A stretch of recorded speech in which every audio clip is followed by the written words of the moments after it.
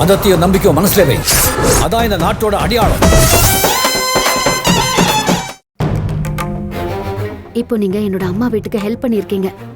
இந்த விஷயம் அத்தைக்கு தெரிஞ்சா எந்த உறவும் வச்சுக்க மாட்டேன்னு சொல்லிட்டு தந்திரமா உன் புருஷனை மட்டும் நீ அனுப்பி வச்சிருக்கியான்னு என்கிட்ட கேள்வி கேட்க மாட்டாங்களா? இப்படி எல்லாம் அம்மாவை நினைச்சு பயந்துட்டு என்னையும் அத்தை வீட்டுக்கு போக விடாம தடுத்துருவேன்னு தான் உன்கிட்ட உண்மையை மறைச்சேன். ஆனா அத்தை என்னதானே கேள்வி கேட்பாங்க?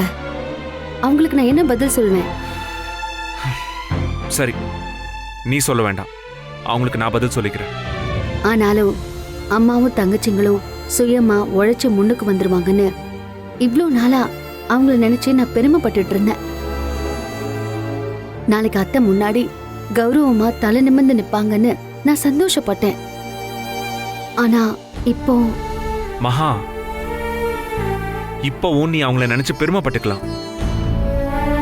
அந்த மாவு பிசினஸ் முதலீடுன்றது நான் கடனா வாங்கி கொடுத்த பணம் கிடையாது.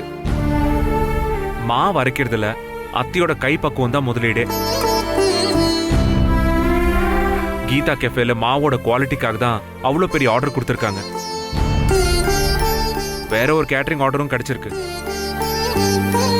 அதோட மாவு அரைக்கிறதுக்காக ராத்திரி பகல்னு கண் முழிச்சு உழைக்கிறது அத்தையும் தங்கச்சிங்களும் தான். வயசுக்கு வந்த பசங்க கடைக்கடையா ஏறி மாவு விற்கிறதும் அவங்க தான். போராடி அவங்க நாளைக்கு முன்னுக்கு வந்தா முழு கிரெடிட்டும் அவங்களுக்கு தான் சேரணும், எனக்கு இல்ல. நான் ஒரு சின்ன தூண்டுதல், அவ்வளவுதான். அதனால நீ உன் அம்மாவையும் தங்கச்சிங்களையும் நினைச்சு தாராளமா பெருமைப்பட்டுக்கலாம், சந்தோஷமா பட்டுக்கலாம்.